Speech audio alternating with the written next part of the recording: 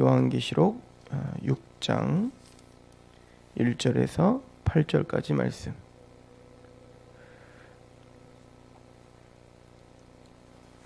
함께 봉독하도록 하겠습니다. 시작. 내가 보매 어린 양이 7인 중에 하나를 떼시는데 그때 내가 들으니 내 생물 중에 하나가 우레소리같이 말하되 오라 하시기로, 이에 내가 보니 흰말이 있는데 그 탄 자가 활을 가졌고 면류관을 받고 나아가서 이기고 또 이기려고 하더라.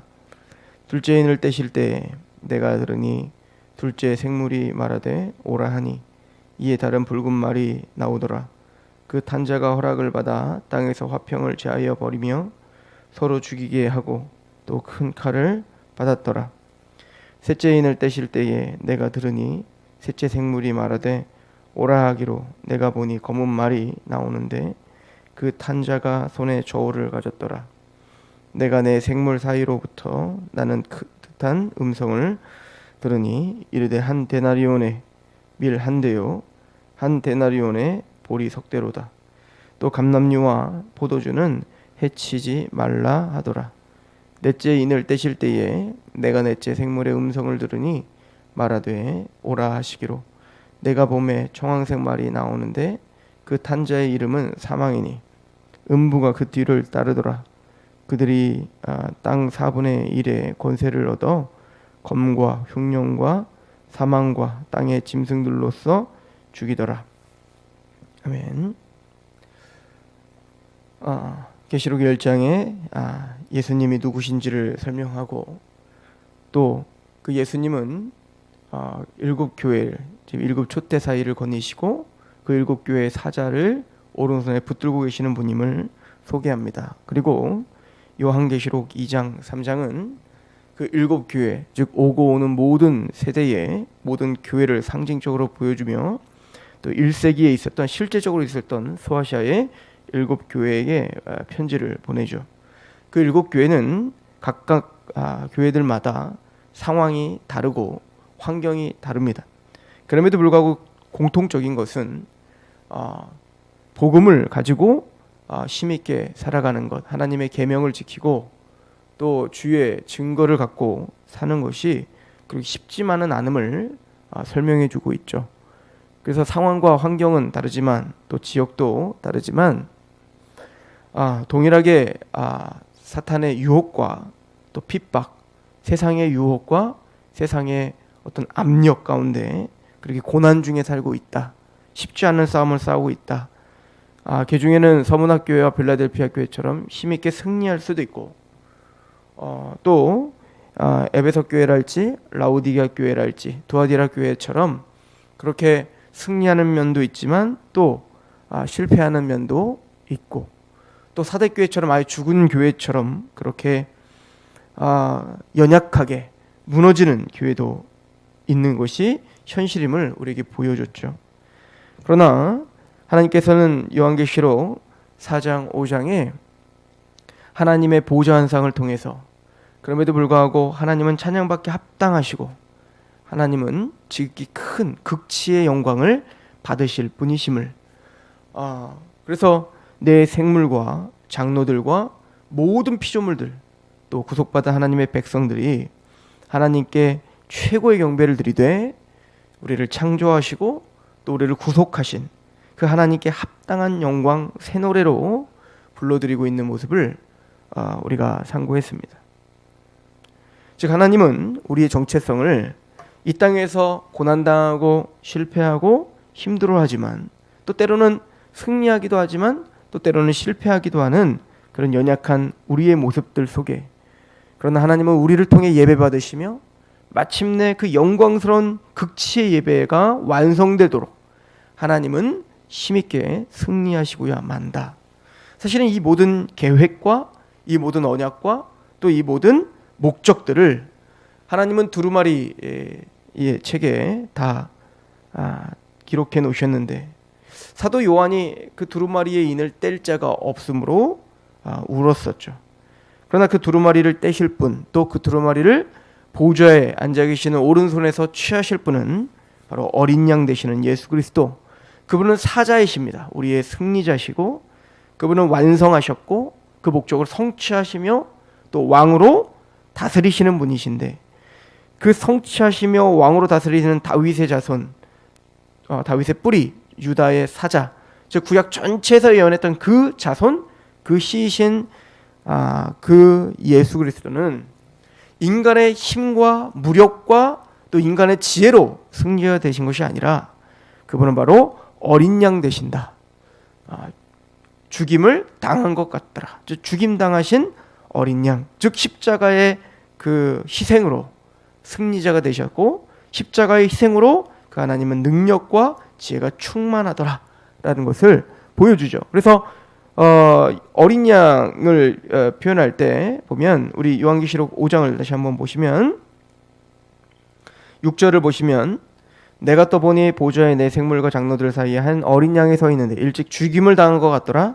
그에게 7뿔과 7눈이 있으니 그 어린 양의 특징이 있는데 7뿔과 7눈이 있다는 거예요. 7은 완전수죠. 충만한 수입니다. 그러므로 7뿔은 바로 능력을 상징합니다. 완전한 능력, 힘, 권세를 상징하는 거예요. 사실은 이걸 누가 패러디하죠? 나중에 이제 13장에 가면 짐승들이 10뿔을 가지고 나온단 말이에요. 이것은 다니엘서 7장에도 네 짐승들이 나오고 마지막 짐승에 10뿔이 있고 또 그 10뿔 중에 또 한 뿔이 나오는데 적그리스도가 나오고 이런 여러 가지 그 패러디들이 바로 이 완전한 순전한 온전하신 그 예수 그리스도의 권세와 왕권을 대적하여 패러디하고 있는 겁니다. 또한 그 예수 그리스도는 바로 7눈이 있는데 이 눈들은 온 땅에 보내심을 받은 하나님의 7 영이라. 그래서 성령님을 가리킨다고 이미 앞에서 이거는 스가랴서에 있는 말씀을 인용한 겁니다. 즉 예수 그리스도는 바로 능력, 온전한 권세와 또 온전한 영을 갖고 계시는 분. 그래서 예수 그리스도로 말미암아 성령님께서 나오시죠. 그죠? 성령님. 그래서 성령님을 그리스도의 영이라고도 부르는 거예요. 그래서 이게 두 가지인데, 즉 7뿔은 바로 온전한 능력을 가리킨다면 7눈은 바로 감찰하는 것을 말하고 알을 말하죠. 그래서 이건 바로 지혜를, 온전한 지혜를 말합니다. 그래서 예수 그리스도께서는 바로 오른손에 있는 그 보좌에 앉으신 이의 오른손에 있는 두루마리를 취하실 수 있는 권세가 있는 겁니다. 그죠? 그 예수님은 어린 양 대신 죽임 당하신 어린 양 십자가로 말미암아 그 두루마리의 모든 예언과 모든 하나님의 계획과 목적을 성취할 수 있는 능력과 또 지혜가 있으신 분, 그분이 오직 예수 그리스도이심을 설명하죠. 그런 예수님은 인을 떼십니다. 그죠? 인을 떼시는데 그 인 떼실 때 드디어 6장부터 시작하여 이제는 7 심판 시리즈가 시작되는 겁니다. 자, 이 제목이 7 심판 시리즈라는 것을 우리가 좀 보면 7 인, 7 나팔, 7 대접이라고 한다면 6장도 심판 시리즈인 거죠. 지금 심판이 임하는 건데요. 그럼 그 심판이 무엇인가?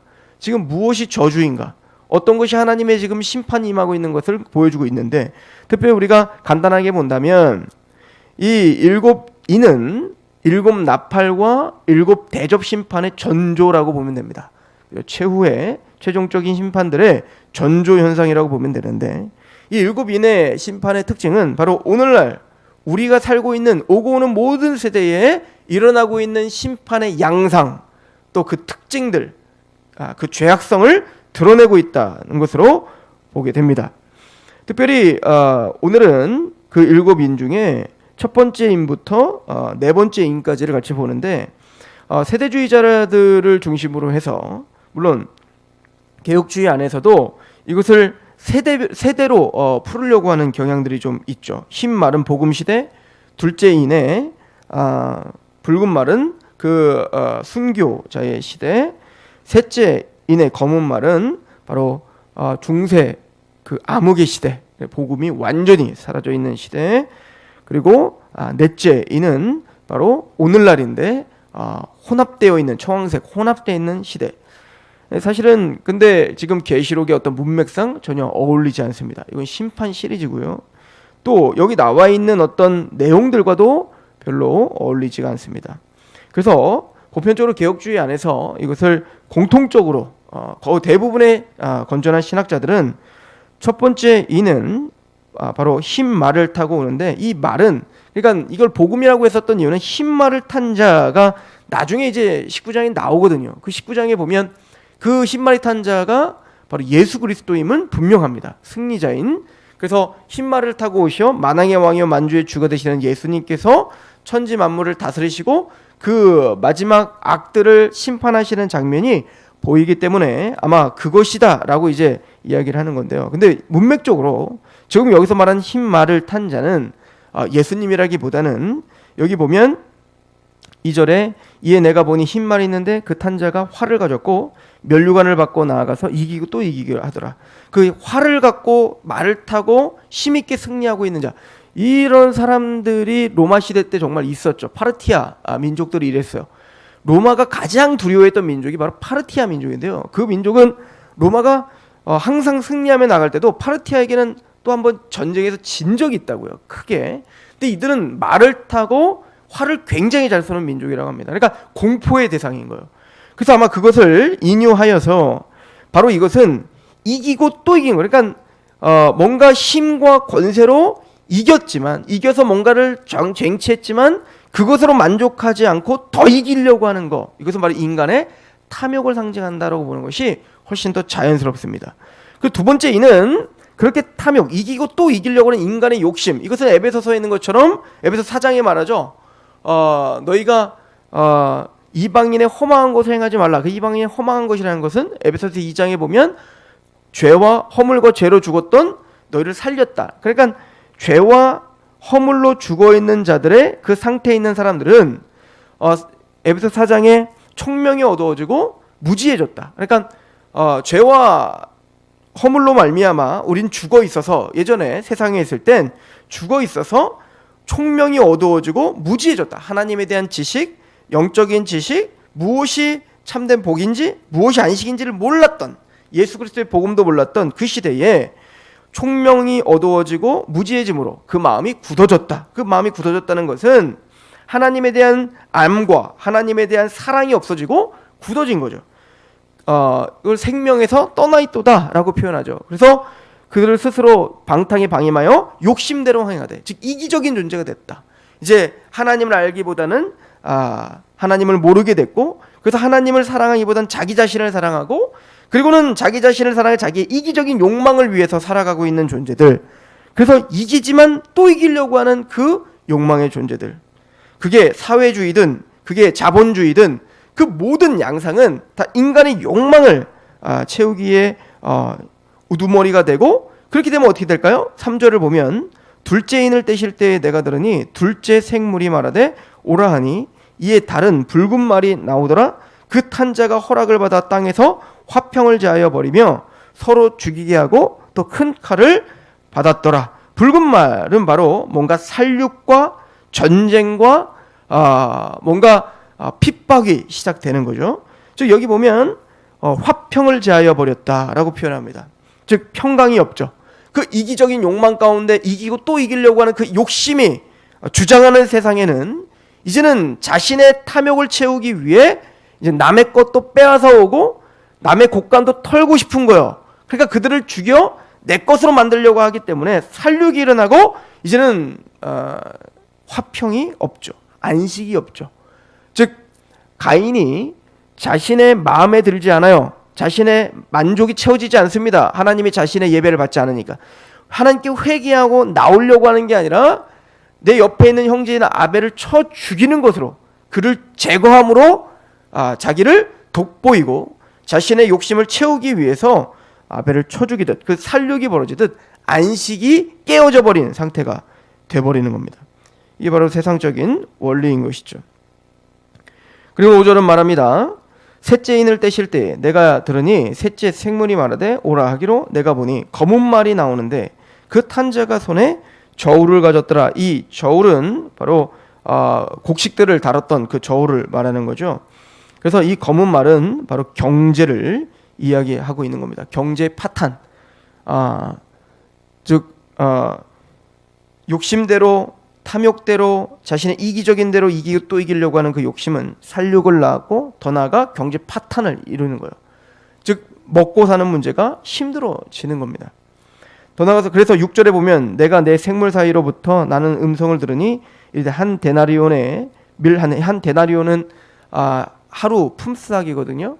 그 하루 품삯으로 한 데나리온 보리석대로다. 또 감람류와 포도주는 해치지 말라 하더라라고 하죠. 한 데나리온은 밀한데 한 데나리온의 보리석대. 그러니까 하루 벌어 하루 먹고 살기도 바쁜 겁니다. 그죠? 그러니까 여유가 없죠. 끊임없이 뭔가 먹고 사는 일에 집착할 수밖에 없게 만들어지게 되는 거예요.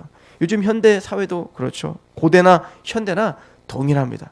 좀 더 먹고 살기가 좋아지고 우리는 좀 부유해지면 괜찮아질 줄 알았지만 우리가 어느 시대보다도 우리는 부유하게 살잖아요. 차가 있고 집이 있고 핸드폰이 있고 또 집에는 예전보다 훨씬 더 복잡한 가전제품들과 또 많은 것들 누리고 있어요. 해외여행도 갑니다. 그러나 사람들의 마음은 여전히 하루 벌어 하루 사는 그런 끊임없는 뭔가 갈급함 가운데 살게 되는 거예요. 이게 아마 누리면 누릴수록 우리는 더 갈급하고 더 아마 허무하게 될 겁니다.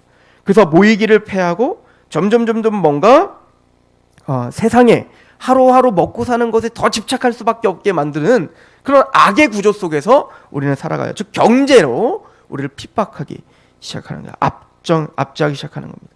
그래서 결론은 넷째 인이 떼어집니다. 7절에 넷째 인을 떼실 때에 내가 넷째 생물의 음성을 들으니 말하되 오라 하기로 내가 봄에 청황색 말이 나오는데 이 청황색은 혼합된 색이 아니에요. 이것은 시체의 색깔입니다. 즉 죽음의 색깔입니다. 사망의 색깔. 그래서 청황색 말이 나오는데 그 탄 자의 이름은 사망이니 음부가 그 뒤를 따르더라. 그들이 땅의 4분의 1의 권세를 얻어 검과 흉년과 사망과 땅의 짐승들로서 죽이더라 는 거예요.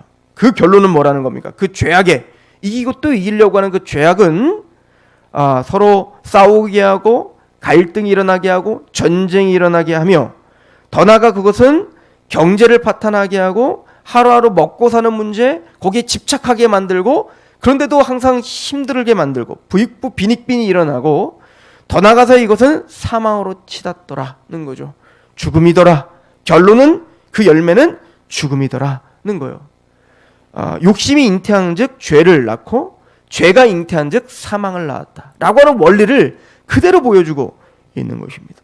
즉 이것은 이 네 번째 이 네 인은 바로 이 시대 가운데 일어나고 있는 저주, 그 죄인 아담이 타락한 이후에 그 죄로 말미암아 시작된 그 어떤 죄의 메커니즘을 보여주고 있는 거죠. 그 죄에 대한 어떤 그 시스템을 보여주고 있는 거예요. 즉 우리는 그 욕심대로 인도하고 있는 모든 사람들이 모여 가정을 만들고 그 욕심대로 가지고 있는 그 이기적인 사람들끼리 마을을 만들고 나라를 만들어 서로 싸우고 전쟁을 벌이는 그 죄됨, 그 결론은 스스로 자멸의 길을 걸어 마침내 사망으로 치닫더라. 이것은 하나님이 직접적인 개입으로 된 것이 아니라 이들의 어떤 아담이 타락한 이후로 그 죄로 말미암아 스스로 자멸의 길을 걸었던 그 죄됨을 지금 보여주고 있는 것이죠. 즉 우리는 이미 저주 가운데 살고 있는 거고 이미 심판 가운데 살고 있는 거죠. 하나님은 이런 심판과 저주의 그 고리를 끊어버리시고 건져내시사 하나님의 백성들을 애굽에서 건져내시사 이제는 하나님의 원리대로 살도록 부르신 종족이 있는데 바로 왕같은 제사장인 14만 4천인 바로 교회이다 라고 하는 것을 요한계시록은 보여주고 있는 겁니다.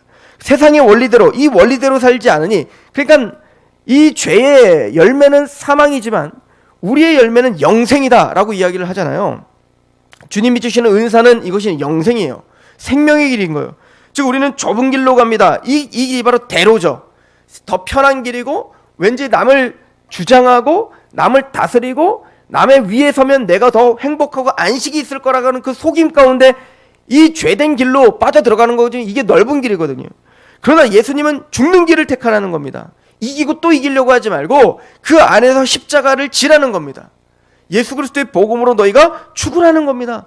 그러면 그것이 생명의 길이고 그것이 부활의 길이다 라고 하는 것을 알고 있는 사람들이 바로 기독교인들이에요. 그러다 보니 이런 어떤 죄된 이 시대의 상황 속에 가장 고통당하고 고난당하는 사람들은 누구냐면 현실적으로는 기독교인인 겁니다. 왜? 이 죄된 원리대로 살지 않고 어찌하든 예수 그리스도의 길을 쫓아 살려고, 예수님이 조롱당하고 마침내 채찍질 당하고 죽임당하신 것처럼 그렇게 하나님의 원리, 하나님의 계명을 지키고 주의 증거를 가진 자들은 그래서 세상에 의해 조롱당하고 핍박당하고 때로는 죽임까지 당하는 그런 현실의 교회의 핍박과 힘듦이 있다. 일곱 교회가 그렇게 힘들었던 이유는 바로 이런 현실 속에서 타협하지 않으려고 했기 때문에 그들은 여전히 힘들고 고난당하고 있다. 그것이 아니어도 힘들어요. 그것이 아니어도, 우리 기독교인이 아니어도 세상 사람들도 어쨌든 힘들어요. 세상을 살아가는 것이 힘들어요. 모세가 그러죠. 인생이 70이고 강건한 80이라도 나의 자랑은 수고밖에 없다. 내가 이렇게 수고했다는 것밖에 자랑할 게 없다는 거예요. 그게 기독교인이나 세상이나 동일하지만 어찌 보면, 더 정확하게 보면 이런 세상 속에서 인간적으로 볼 때는 기독교인들이 훨씬 더 힘들죠. 교인이 훨씬 더 힘들어요. 세상은 그래도 이기적으로 자기만 생각하며 살면 돼요. 근데 기독교인은 그 자기만 생각하면 안 돼요. 하나님을 생각하고 이웃을 생각하며 살아야 돼요. 그러니까 병이 나고, 그러니까 힘이 든 거예요. 그래서 다섯째 인이 떼졌을 때 죽임을 당한 영혼들, 순교자들, 하나님의 백성들이 하나님의 제단 아래서 하나님께 울부짖는 것이 아니겠습니까? 그러나 요한계시록은 이 죄의 메커니즘에서 벗어나는 것, 이 죄의 어떤 시스템에서 벗어나는 게 얼마나 참된 복인지 우리에게 분명하게 설명해 주고 있을 겁니다. 이게 바로 여섯 번째 인에서 설명이 되어지는 것입니다. 우리는 오늘 말씀을 통해서 우리가 이렇게 힘들고 또 때로는 고난이 있고 하루하루 사는 것이 버겁게 느껴지는 것이 이상한 일이 아니구나. 오고 오는, 우리만 그런 것이 아니라 오고 오는 모든 세대 가운데 모든 사람들이 이렇게 힘들었고, 이것은 아담 이후로 죄의 열매들이며 더 나아가 그 가운데 구원받은 하나님의 백성들이 참 힘든 삶을 사는구나. 그러나 하나님은 그런 교회에게 지금 그 일곱 교회를 하나님은 붙들고 계시고 또 일곱 교회를 보호하시며 일곱 교회와 함께 동행하고 계심을 계시록에서는 분명히 우리에게 보여주게 될 것입니다. 무엇이 진짜 복인가, 무엇이 진짜 참된 승리인가를 계시록은 우리에게 하나하나 알려주게 될 것입니다. 이런 삶 속에서 녹록지 못하고 또 그렇게 쉽지 않은 삶 속에서 주의 백성으로 산다는 것을 우리가 알고 우리가 그 주님과 함께 동행하며 살아가 하나님 우리를 그럼에도 불구하고 사용하시고 그럼에도 불구하고 우리와 함께 계시며 위로하고 계시는, 마침내 승리하게 하실 그 하나님을, 그 역전의 드라마가 분명히 있음을 알고 오늘도 승리하시는 그 주를 의뢰하시고 그 주를 신뢰하시는 하루가 되시길 축원합니다. 기도하겠습니다. 하나님 아버지, 너무나 감사합니다. 무지하여 우리가 하루하루 살아가는 것이 당장 내 눈앞에 보이고 내가 만져지는 것이 전부인 것으로 알고 사는 세상처럼 우리도 그렇게 살아 실패하고 때로는 하나님이 없는 것처럼 살아가고 있는 그런 사대교회처럼 우리가 또 죽어 있는 것처럼 보일 때도 있지만, 그럼에도 불구하고 우리를 교회라 칭해 주시고 왕같은 제사장이라 칭해 주시며 내가 너를 애굽에서 건져낸 여호와다, 너는 나의 백성이며 나의 뜻 가운데 마침내는 영광스러운 극치의 영광의 예배를 드리게 할 나는 여호와다. 그리고 예수 그리스도는 우리를 위해서 십자가에 죽으셨고 부활하셨으며 일곱 뿔을 가져 가장 능력 있는 완전한 능력을 갖고 계시고 일곱 눈을 갖고 계셔. 그는 최고의 지혜를 갖고 계신 예수 그리스도께서 우리 모든 구원을 완성하시고 두 마리를 떼시고 두 마리를 취하시는 역사의 주관자요 또 승리자요 왕이심을 고백하오니 주여 오늘 하루의 삶 가운데 이 말씀이 위로가 되게 하시고 이 말씀으로 또 승리하며 그 영광스러운 보좌에 앉아 계신 분과 또 그 우편에 어린 양 되시는 예수 그리스도를 바라보며 위로를 받고 그렇게 깨닫고 승리할 수 있도록 성령님 도와주옵소서. 예수 그리스도의 이름으로 감사하며 기도합니다. 아멘.